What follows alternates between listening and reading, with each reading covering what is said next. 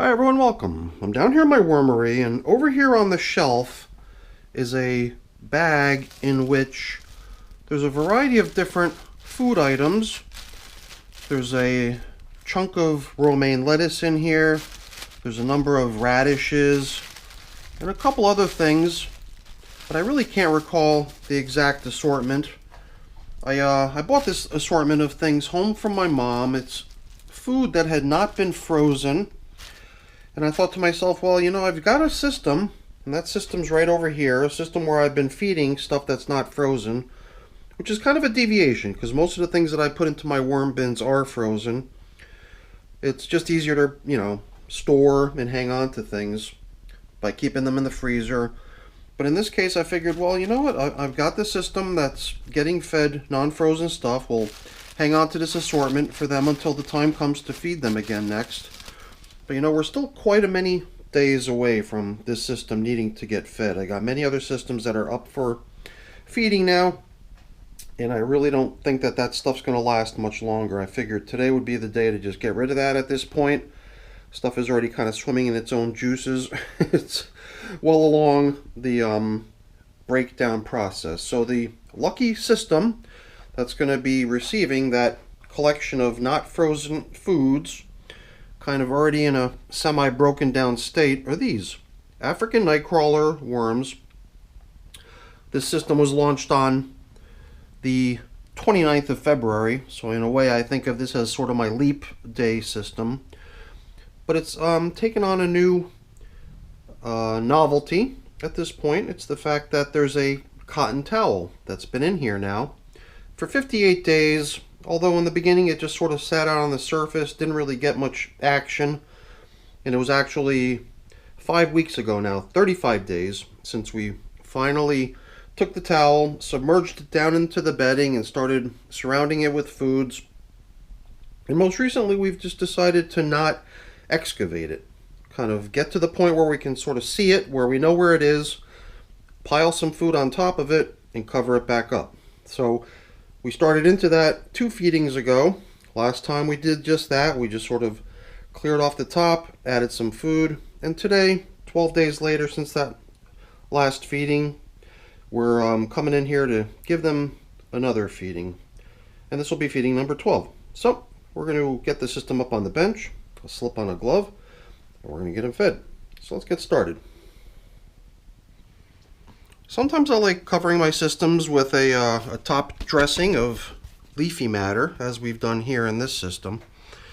And then the other thing I like to do sometimes is rest a coffee filter right above the spot where we last fed. And that's what we're seeing here. And the coffee filter, the feeding zone indicator, as well as the leaves are all holding up quite nicely due to the fact that we're only covering here with that sheet of cardboard. If there was a sheet of plastic covering the system, there would be a whole lot more moisture recirculating, causing the top surface to be really damp and susceptible to a great deal more worm traffic. But when we cover up with fairly porous, breathable materials like paper or cardboard and stuff like that, the stuff on the surface does get a little bit dry and might get a little bit neglected.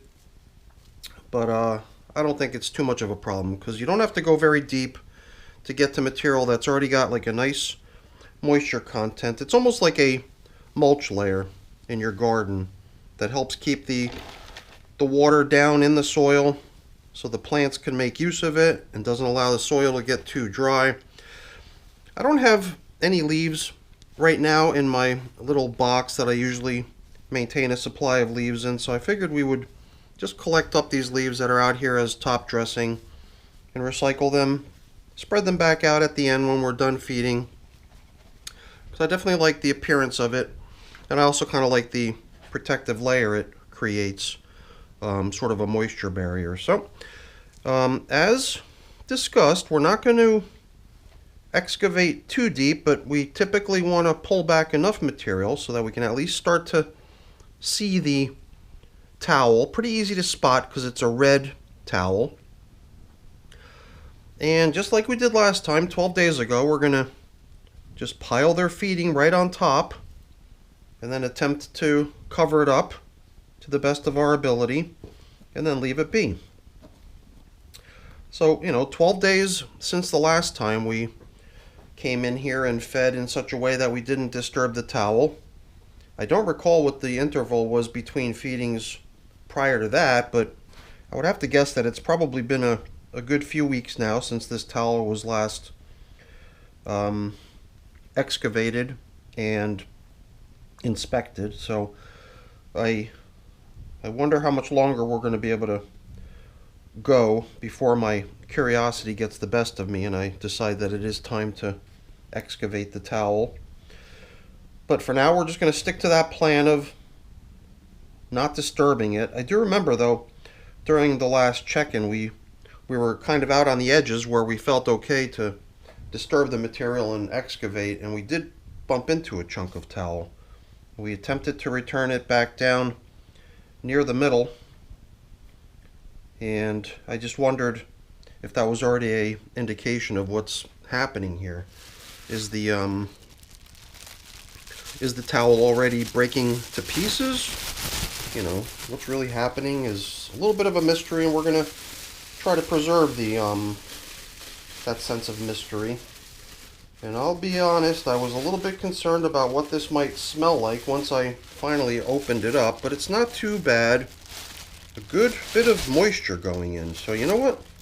I think that before we drop the foods in, I want to lay something down, some dry stuff onto which all that moisture can be placed. And I think that my prepared bedding, even though my prepared bedding is prepared with moisture and kept damp, I think we can probably use it as a foundation for the feeding, a foundation that we can probably anticipate will absorb some moisture into itself. Even though it's a little bit damp already, it's not very, very damp, so I think it'll work well to suck up a little bit of the moisture that goes in with this stuff. But when fluid goes in the way this stuff is going to go in, it just kind of drops to the bottom. It doesn't really have an opportunity to soak into the materials, so it does seem to me like a good bit of the moisture that we just applied probably went straight to the bottom.